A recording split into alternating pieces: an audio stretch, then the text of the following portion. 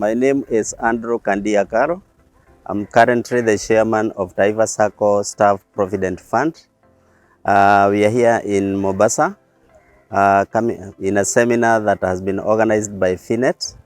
And the most important thing that we have come to learn from this workshop is more on governance and audit, especially audit that requires the governance and compliance.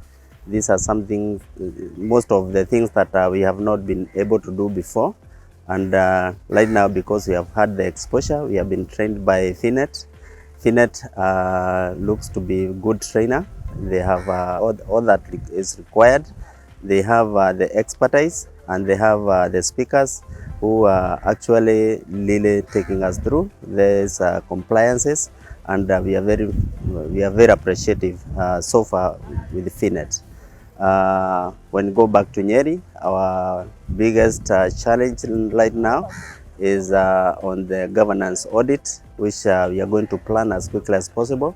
We have some subcommittees that we do not have within us, and looking at the way the compliances, the requirements of the compliances, I think that this is the right time that we need some help, especially from FINET, to assist us on how we can establish and how we can have these subcommittees, especially for the audit and any other compliances that maybe you have not complied. We would also request them maybe to assist us in a kind of advice, and then we can take the measures as quickly as possible.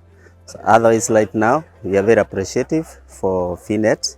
The speakers that have been have actually we have gone through them. They have really given us a food of thought.